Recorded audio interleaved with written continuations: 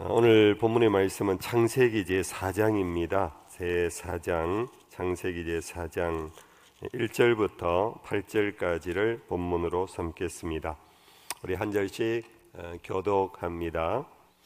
아담이 그의 아내 하와와 동침하며 하와가 임신하여 가인을 낳고 이르되 내가 여호와로 말미암아 득남하였다 하니라. 그가 또 가인의 아우 아벨을 낳았는데 아벨은 양치는 자였고 가인은 농사하는 자였더라. 세월이 지난 후에 가인은 땅의 소산으로 제물을 삼아 여호와께 드렸고 아벨은 자기도 양의 첫 새끼와 그 기름으로 드렸더니 여호와께서 아벨과 그의 제물은 받으셨으나 가인과 그의 제물은 받지 아니하신지라. 가인이 몹시 분하여 안색이 변하니 여호와께서 가인에게 이르시되 내가 분하여 함은 어찌 됨이며 안색이 변함은 어찌 됨이냐. 같이 두 절을 읽읍시다. 내가 선을 행하면 어찌 낯을 들지 못하겠느냐. 선을 행하지 아니하면 죄가 문에 엎드려 있느니라. 죄가 너를 원하나 너는 죄를 다스릴지니라. 가인이 그의 아우 아벨에게 말하고 그들이 들에 있을 때에 가인이 그의 아우 아벨을 쳐 죽이니라. 아멘. 당분간 고통 시리즈를 하려고 합니다. 오늘은 우리의 고통 가운데 정말 힘든 고통이 하나 있어요. 그것이 비교당함의 고통입니다. 어린아이에서부터 어른에 이르기까지 이 일은 참 힘들어요. 어릴 적 여러분들 트라우마, 기억 속에 있는 고통, 그 고통의 기억 중에 아마 대부분은 이제 부모님에게 혹은 선생님에게 뭔가 모르게 이렇게 차별 대우받은 편애 속에 받은 상처들. 형은 좋아하는데 나는 싫어한다. 뭐 이런 거 있잖아요. 동생은 막둥이라서 좋아하고 나는 둘째라서 중간에서 이거 참 이래도 저래도 상처를 많이 받았다. 뭐 이런 것들이 어린 시절 기억이 많을 겁니다. 그러면서 자라는 모든 과정 속에 나이가 60이 넘고 70이 넘고 아무리 많아도 함께 더불어 살아가는 이 사회생활 속에서 우리는 아직도 겪고 있는 것이 뭔가 모르는 차별, 비교당함. 아직 그런 고통 있으시지요? 있으시지요? 교회 왔는데 목사님이 아무개 집사하고는 반갑게 웃어주는데 나는 슬쩍 지나가더라. 오늘 기도한 거 말짝 도루묵이 돼. 내내 그게 마음에 상처가 돼. 속상해갖고 아니 내가 뭐 잘못한 거 있나? 목사님 왜 나를 제대로 안 보시고 왜 나에게는 웃음을 안 주시나? 아무튼 그런 것들, 이거 제가 너무 비루한 예를 들었습니다. 이런 것들이 참 세상 사는데 우리를 힘들게 해요. 여전히 힘들게 해요. 거꾸로도 마찬가지입니다. 거꾸로도 아이들이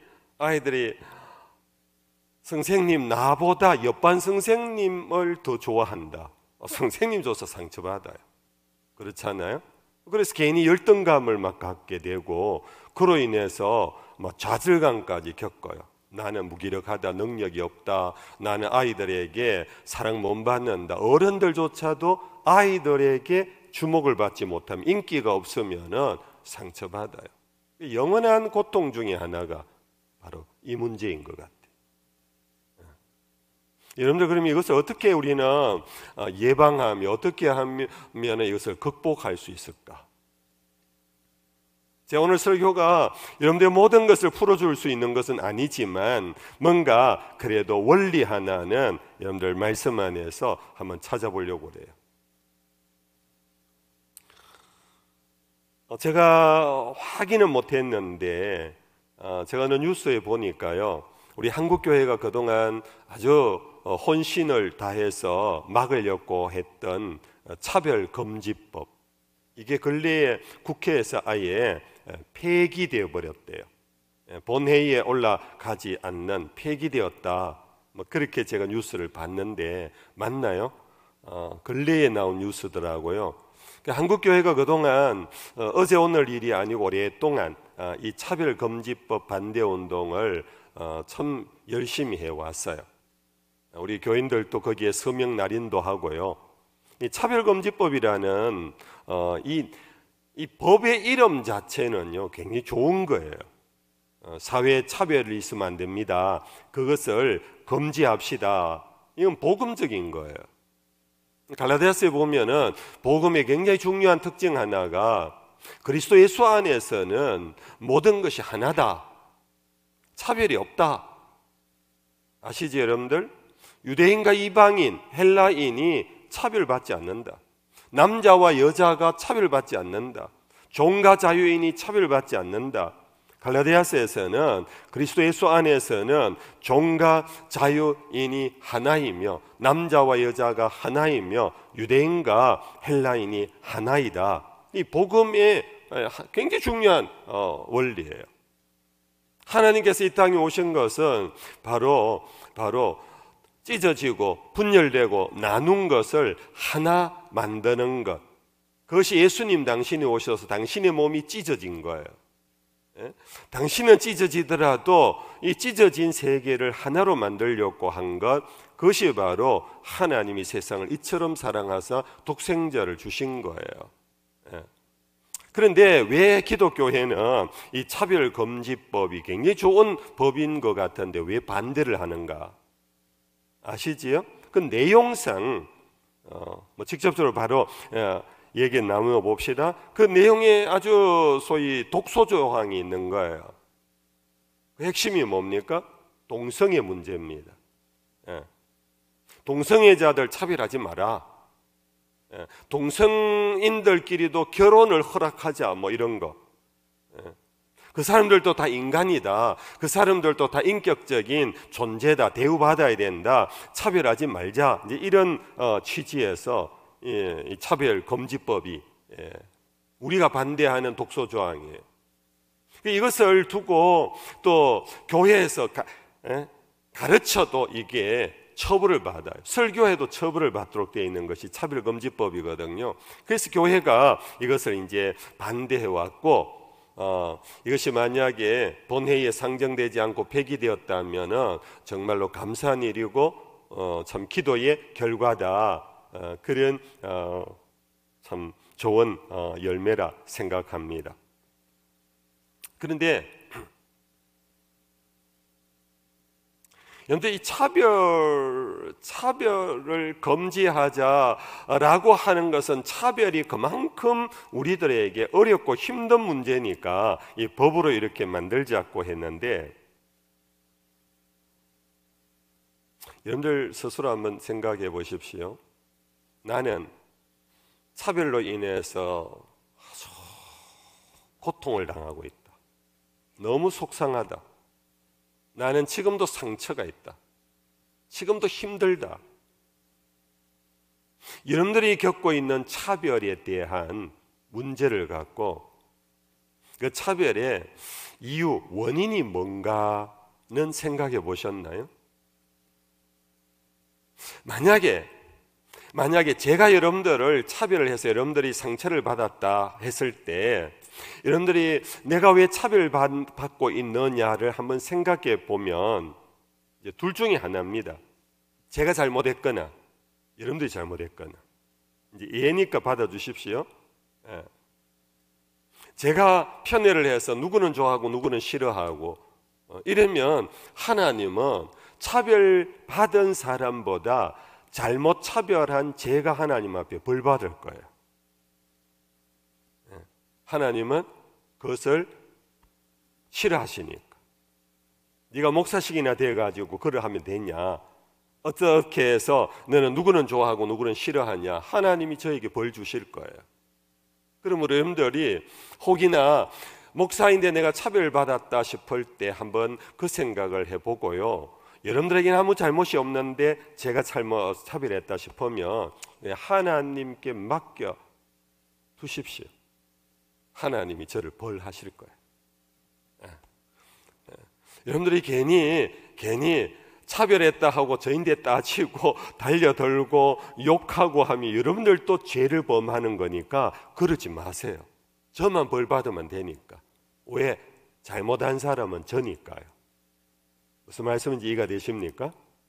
그런데 만약에 그것이 저 장 목사에게 원인이 있는 것이 아니고 나에게, 나 자신에게 혹시 그런 이유, 원인, 동기가 있는 것은 없을까를 한번 또 생각해 보셔야 돼요.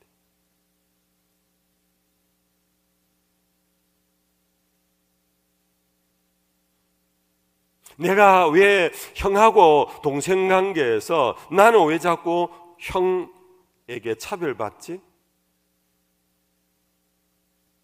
차별할 거리가 하나도 없는데 엄마가 차별했다면 하나님이 엄마 꾸중할 거예요. 근데 만약에 생각해보고 내가 그럴 만한 이유가 없는가를 생각해보고 있다면 내가 고쳐야 되는 거예요. 그 예가 오늘 이 본문이에요. 오늘 이 사건은 여러분들 잘 아는 사건이잖아요. 아담과 하와가 첫 아들을 낳았어요. 이 첫 아들을 낳고는 하나님이 나에게 주셨다, 선물이다. 그래서 이름을 가인이라 지었어요. 가인이라는 뜻은 선물이라는 뜻이에요. 우리 여러분들 성경에 보면 얻음이라 하고 밑에 주가 있을 거예요. 얻었다라는 것은 선물이잖아요. 여러분들 자녀를 낳고 부모들 뭐 거의 다 그럴 겁니다. 하나님 주신 선물이다. 이게 아담의 마음이었어요. 가인이라는 이름은 굉장히 좋은 거예요. 굉장히 좋은 거예요. 여러분들 성경에 나오는 어떤 인물이 우리가 흔히 생각하는 좀 나쁜 놈, 근데 그 이름조차도 나쁘다고 생각할 필요가 없어요. 나쁜 놈은 왜 나쁜 놈이냐면 이름 값을 못할 때 나쁜 놈이 되는 거예요. 이름은 굉장히 좋은 거예요. 선물이에요, 선물. 근데 이 가인뿐 아니라 동생까지 하나님 주셨어요. 아벨을 주셨어요. 세월이 흘러서요. 이제는 부모님이 제사를 드리는 것이 아니라 자식들이 제사를 드릴 수 있는 나이가 됐어요. 이것은 어떤 의미에서 이제는 독립된 인격이 되었다라는 것이고 성장한 어른이 되었다라는 것이고, 거꾸로 말하면 하나님이 그 사람에게 책임을 물을 수 있는 그런 어른이 되었다 하는 겁니다. 여러분들 만약에 하나님 앞에 여러분들 예배를 드린다. 오늘 여기 중동부 아이들도 왔는데 하나님 우리 중동부 아이들에게 책임을 아직 묻지는 않을 거예요. 사회법도 18세 이상 돼야 되는데 여러분들 나이가 18세 이상 돼서 여러분들 결혼을 합니다. 제가 결혼 주례사 때마다 늘 얘기합니다. 여러분들은 이 시간 너무나 아름다운 예복을 입고 많은 축하객의 박수와 시선의 주목을 끌면서 여러분들 가장 행복한 커플입니다. 그러나 여러분들 오늘 가장 아름답고 행복한 순간이 여러분들에게는 가장 위기의 출발이 됩니다. 그것은 곧 부모를 떠나는 시간입니다. 부모를 떠나는 시간은 해방이 아니라 이제 독립하는 겁니다. 이제 당신이 넘어지면 당신 스스로 일어나야 되고 당신이 없으면 당신 스스로 그것을 채울 책임이 여러분들에게 있습니다. 결혼 전에는 부모가 채워줬습니다. 결혼 전에 부모가 잡아 일으켜줬지만 이제 결혼하면 여러분들은 부모를 떠나는 존재가 된다. 이것은 스스로 책임을 지는 때가 되었다라는 것입니다. 제가 결혼 주례 때마다 빠뜨리지 않고 하는 거예요. 여러분들 가인과 아벨이 제사를 드렸다라는 것은 그 이전에는 부모님이 드린 제사에 함께 동참을 했다면 이제 각자가 제사를 드렸다라는 것은 그만큼 하나님이 책임을 부여했다라는 겁니다. 스스로의 제사에 책임을 져야 하는 겁니다. 내 이 제사가 옳은지 그런지, 내 신앙생활이 옳은지 그런지에 책임을 지는 때가 바로 가인과 아벨이 각각 제사를 드린 것을 묘사하는 그런 겁니다. 아무튼 두 사람이 이제 책임을 지고 자기 제사를 드렸어요. 그런데 여러분들 아시는 대로 그 제사를 하나님이 아벨의 제사는 연락했다, 받았다. 그런데 가인의 제사는 받지 않았어요. 잘 아는 사건이지요. 그렇죠? 여기에서 이제 가인은 차별을 느낀 거예요. 하나님으로부터 차별 대우를 받은 거예요. 직접적인 언사를 그대로 연결하면 하나님은 동생 아벨의 것은 받고는 자기 것을 받지 않은, 그냥 예니까 들어주십시오. 여러분들 예를 들어서 저희에게 자그마한 생일 선물을 갖고 왔어요. 두 사람이 왔어요. 제가 오른쪽 사람 것은 받았는데 왼쪽 사람 것을 안 받았어요. 여러분들 기분 어떻겠어요? 속된 말로 좀 세게 해보겠습니다. 기분 정말 더럽겠지요. 네. 이거 완전히 뭐 이런 사람이 다 있냐? 아니 내가 당신에게 선물을 갖고 왔는데, 난 당신 좋아서 갖고 왔는데, 당신 축하해 주러 갖고 왔는데, 아니 둘 다 안 받으면 모르겠지만 저 친구 것은 받고 왜 내 것은 안 받아? 여러분들 이 상황이 지금 가인과 아벨의 상황이에요. 그러니까 가인의 얼굴이 낯이 바뀌었지요. 안색이 변한 것이 너무너무 겉으로 드러나서 하나님도 그것을 보고 물었어요. 네 안색이 어찌 변하고 있느냐. 분노가 나서 어쩔 줄은 몰라 하는 거예요. 자, 여기에서 우리는 객관적인 입장에서 하나님도 차별하시네. 하나님도 차별하시네. 하나님 맞아? 공평하신 하나님이고 사랑이 많으신 하나님이고 은혜와 진리의 하나님께서 어떻게 이럴 수 있어? 나는 농사를 지어서 최선을 다해서 농작물로 드렸는데 왜 내 것은 안 받아? 그렇죠, 여러분들? 네. 우리는 여기 순간까지는 지금 하나님에게 오히려 가인 편에 붙어서 하나님 이상해. 제가 조금 전에 예를 든 두 사람이 와서 저에게 선물을 줬는데 한 사람 것은 받고 한 사람 것은 안 받았다. 여러분들이 옆에서 그것을 구경한 여러분들이라면 여러분들도 그 두 사람을 나무라겠어요? 저를 나무라겠어요? 목사가 저럴 수 있나 하고 저를 나무라지 않겠어요? 그게 지금 이 상황이에요. 누가 봐도 하나님이 차별하시는 것 같아요. 근데 여러분들 우리는 이미 압니다. 하나님의 차별은 여러분들 우리가 흔히 말하는 부정적인 의미의 차별이 아니라는 사실을. 제가 오늘 설교 제목이 비교당함이라고 했습니다. 비교당함. 비교를 당한 거예요. 둘을 두고 하나는 믿음의 예물이라고 예배라고 받으시고 하나는 재물은 그럴듯한데 믿음이 없는 예배였어요. 이게 히브리서 11장에 나오는 얘기. 히브리서 11장에 믿음에 대한 설명을 쭉 하면서 아벨은 믿음으로 제사를 드렸으나 가인은 믿음이 없이 드려서 하나님이 아벨의 제물을 받았다라고 그랬어요. 그 믿음이라는 걸 두고 하나님이 비교를 한 거예요. 하나는 믿음의 예배고 하나는 믿음이 없는 예배라고. 자, 여기쯤 오면 이미 답은 여러분들 우리의 궁금증은 풀려졌습니다. 하나님이 왜 비교를 했는가? 왜 차별을 했는가?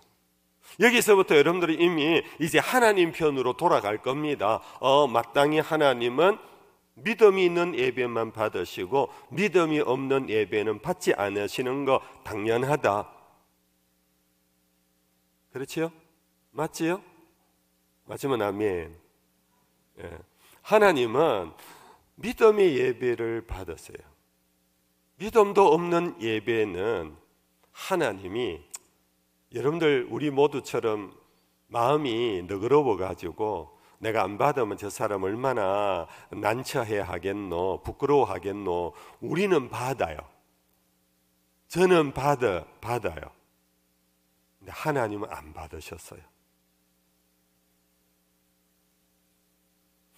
하나님은 믿음이 없이는 하나님을 기쁘시게 할 수 없다라고 히브리서 11장에 말. 믿음이 없이는 하나님을 기쁘시게 할 수 없다. 아무리 네가 정성을 다하고 아무리 네가 최선을 다했다 할지라도 그것이 믿음이 없는 것은 하나님이 기뻐하지 않는다. 객관적으로 볼 때는 아주 초라하고 뭔가 부족한 것 같아도 믿음으로 행한 행동, 믿음으로 드린 예배, 하나님은 그것을 기뻐하시고 받으신다. 여기서 바로 연결해 보겠습니다. 우리의 행위가 하나님 앞에서 비교당할 수 있다라는 것을 늘 잊지 마십시오. 하나님은 모두를 좋아한다고 착각하지 마십시오. 하나님은 누구든 좋아한다고 착각하지 마십시오. 하나님은 믿는 자를 좋아하시고 그를 의롭다 하십니다. 의인은 믿음으로 사는 하나님의 가장 근본 원리를 갖고 하나님은 우리 인간을 대하십니다. 세리는 당시 유대인들에게는 죄인 중에 죄인이었습니다. 아주 친로마파였습니다.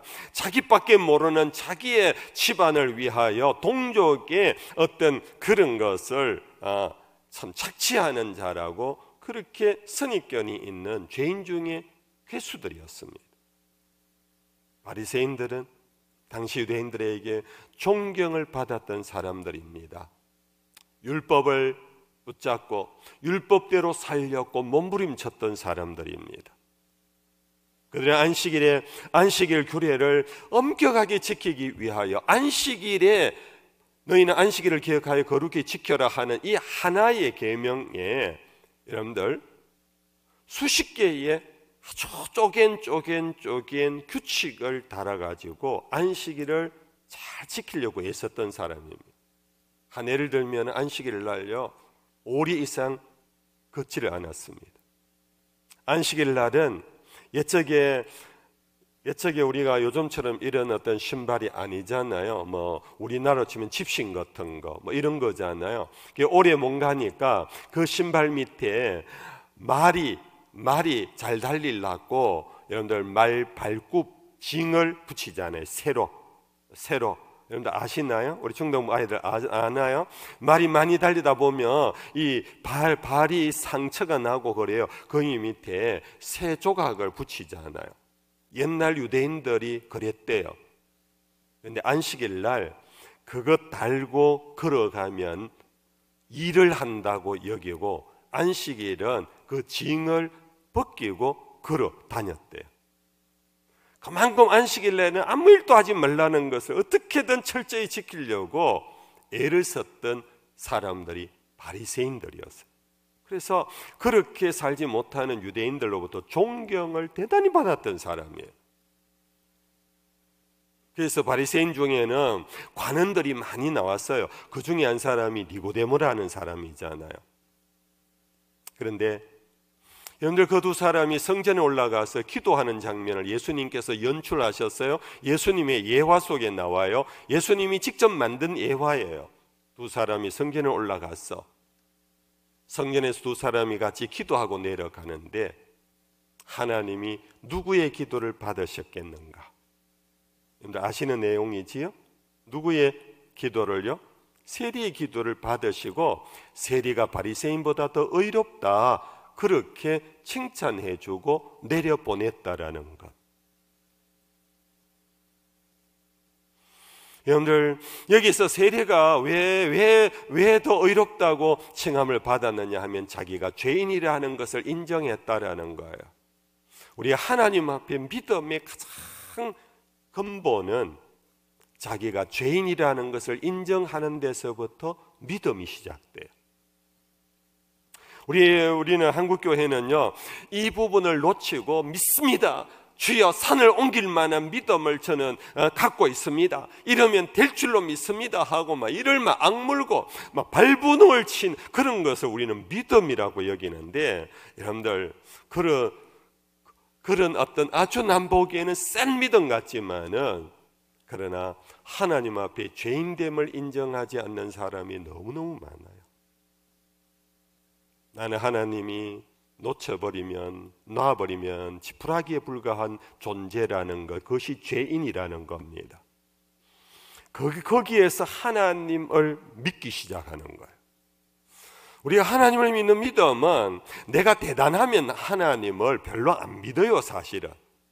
근데 내가 바닥을 치는 그 자리에 있을 때 우리는 하나님을 더 신뢰해요. 하나님 없이는 난 못 삽니다. 여호와는 나의 목자입니다. 그는 나는 어린 양에 불과하다는 겁니다. 여러분들, 양은 어떤 동물인 줄 아시지요? 가장 여러분들 IQ가 낮은 동물 중에 하나가 양이랍니다. 양은 반복 교육을 해도 배워지지를 않는 게 양이래요. 제가 여러 번 얘기했습니다. 서커스단에 가면 양은 없답니다. 곰도 있는데, 곰도 반복 학습을 하면 그것을 습득하는데, 양은 없는 이유가 아무리 반복 학습을 해도 안 된대요.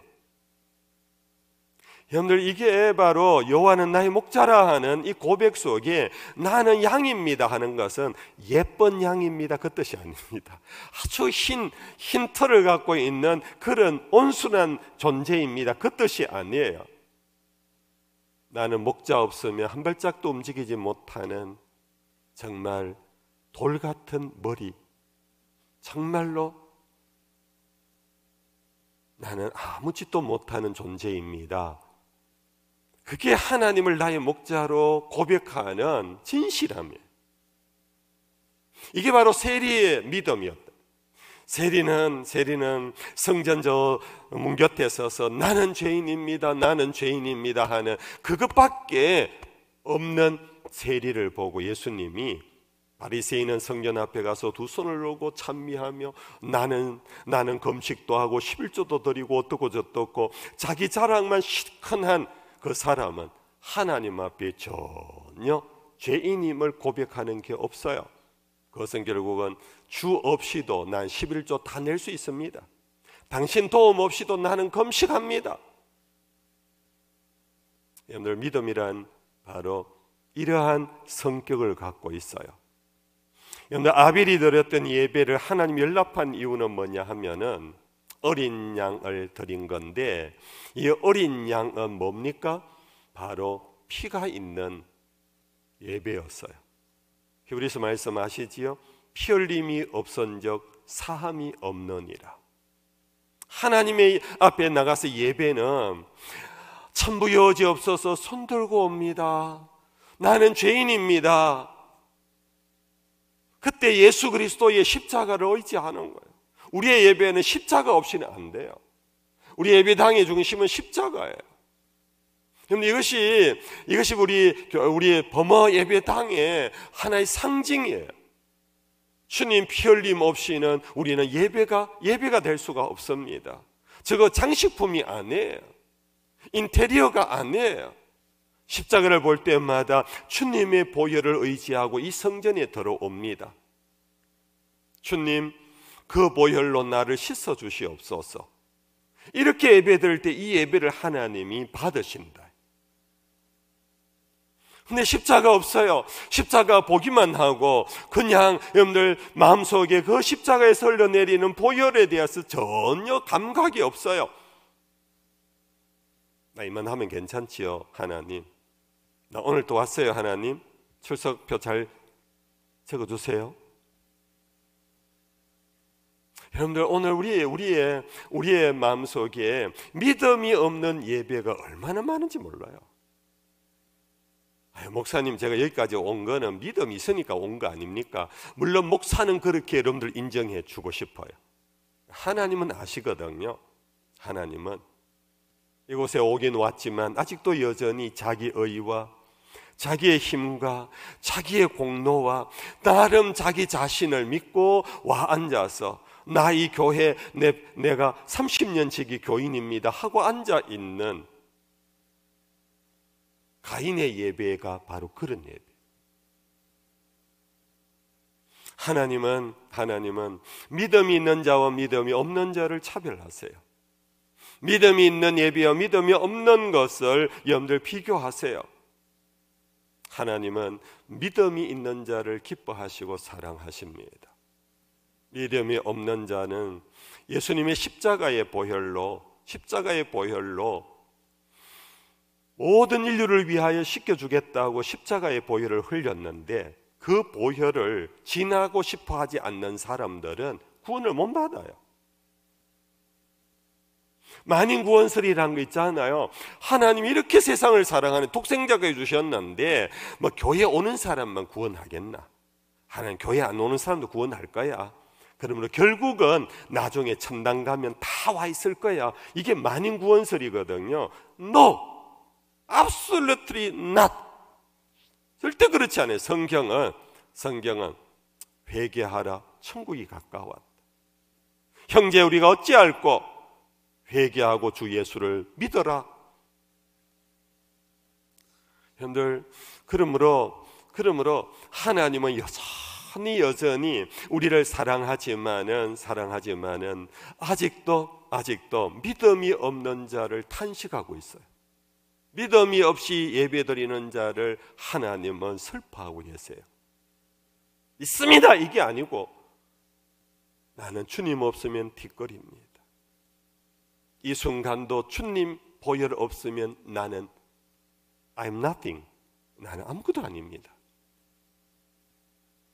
이것이 영과 진리로 드리는 예배자인 것입니다.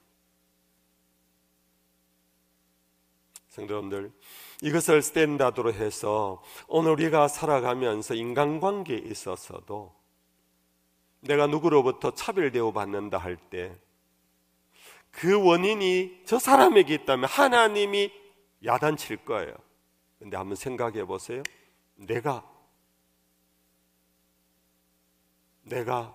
이와 같은 의미에서 내가 고쳐야 할 것이 없는가? 내가 생각이 잘못되어 있는 게 없는가? 내가 뭔가 내 고집 속에 여전히 있는 것은 없을까?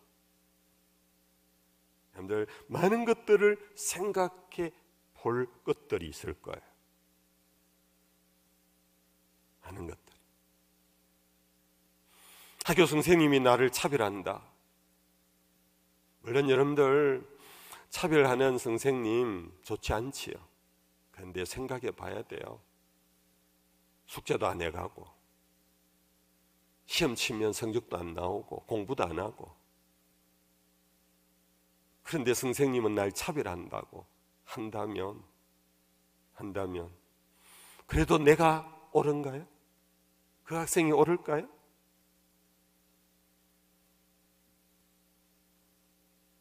여러분들, 우리는 정말 우리의 인생 속에 정말 이건 고통이에요. 고통. 비교당하면 고통이에요. 차별당하면 고통이에요.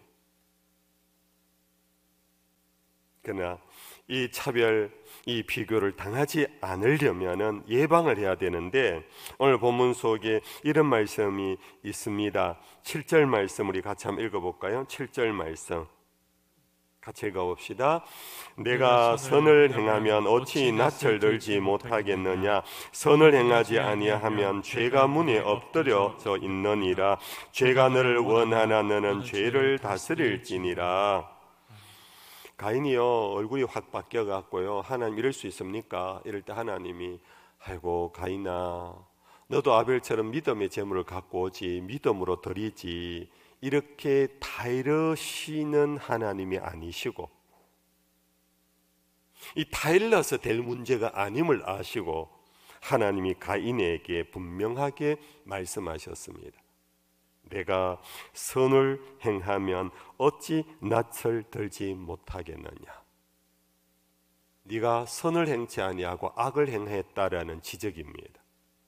하나님은 사람은 사랑하시되 죄는 미워하시는 분이십니다. 하나님은 우리를 사랑하시고 아끼시되 악을 행하는 것을 그까지도 좋아하지는 않습니다. 네가 이 제물, 이 예배를 드릴 때에 이것이 선한 예배인지 하나님 앞에 선하다는 것은 믿음을 가지고 하는 모든 것인데 네가 믿음을 갖고 행했는지 네가 먼저 살펴야 돼.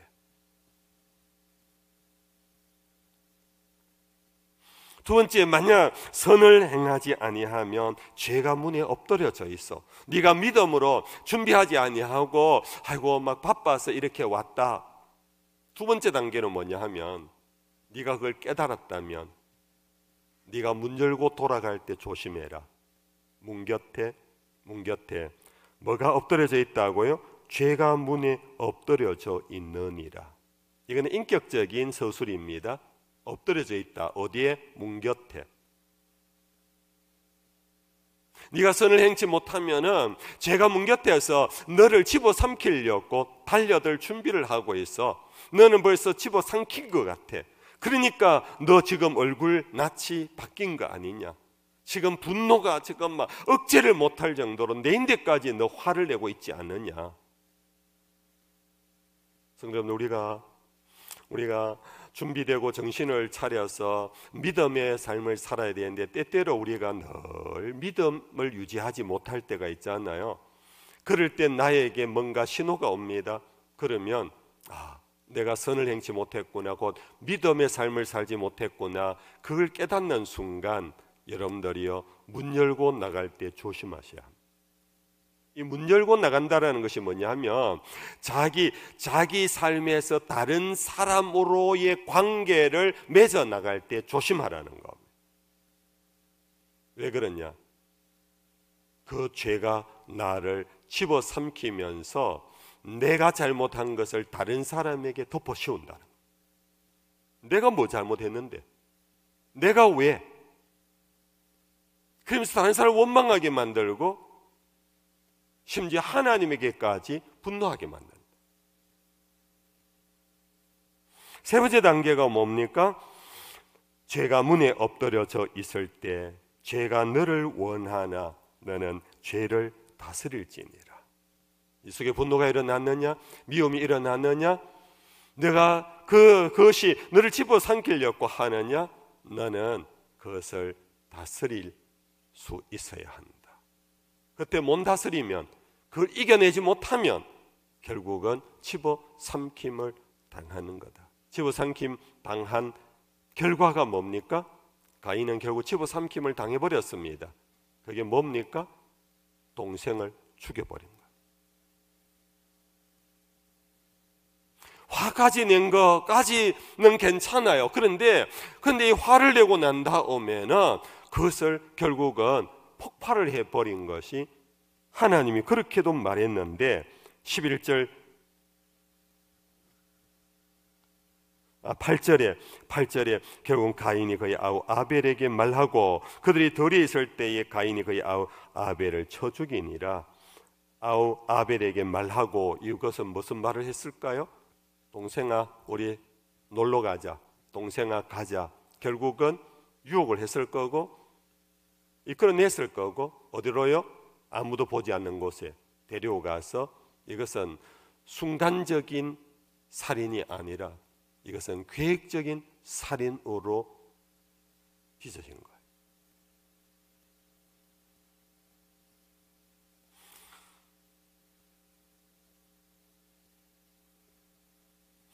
사도 바울의 가르침으로 오늘 말씀을 맺겠습니다. 갈라디아서 5장 16절 이하에서 26절을 꼭 읽어보시고요. 이 본문은 육체의 현재한 일과 성령의 인도하심에 대한 이야기입니다. 육체의 욕심을 따르게 되면 어떤 일이 일어나는가 하는 그 일 중에 오늘 이 가인과 연결하면은 대표적인 것이 시기와 분냄과 투기예요. 여러분들 가인이 사람이 낳은 첫 존재 아닙니까? 아담과 하와는 하나님이 만드셨지만 사람이 낳은 첫 존재 가인이 그가 첫 지은 죄가 뭐냐 하면은 여러분들 시기와 분냄과 투기였어요.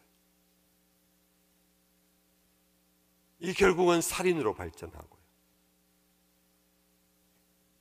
여러분들 육체가 우리를 이끌어가는 가장 연제한 일들 중에 시기와 분냄과 다툼, 이것이 우리가 선을 행치 못하면, 믿음으로 살지 못하면 문 곁에서 우리를 집어삼키려고 기다리고 있어요.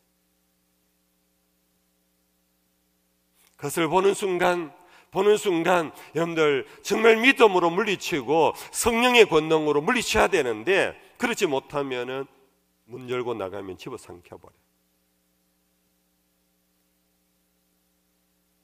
대신에 사도 바울은 성령을 따라 행하라고 그렇게 강권하고 있습니다. 성령을 따라 행하면 결국은 성령의 열매를 맺나니, 어떤 열매요? 사랑과 희락과 화평과 오래 참음과 자비와 양성과 충성과 온유와 절제이니, 이것은 바로 시기와 분냄과 투기에 반대되는, 대부분이 그것과 관련돼요. 성령의 인도함을 받으면 결국은 사랑합니다. 그리고 희락이 있습니다. 기쁨이 있습니다. 그리고 화평이 있습니다.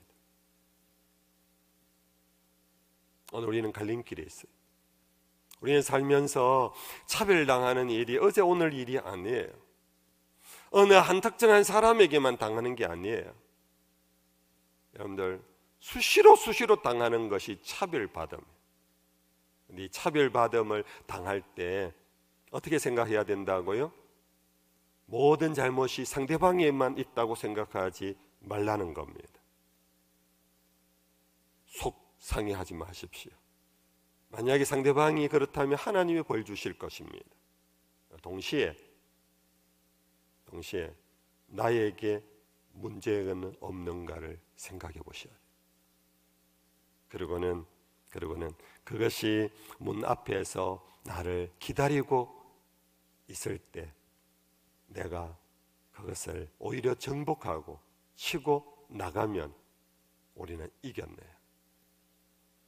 그런데 우리는 거기에 매몰당하면은 시기와 다툼과 분냄 정도가 아닙니다.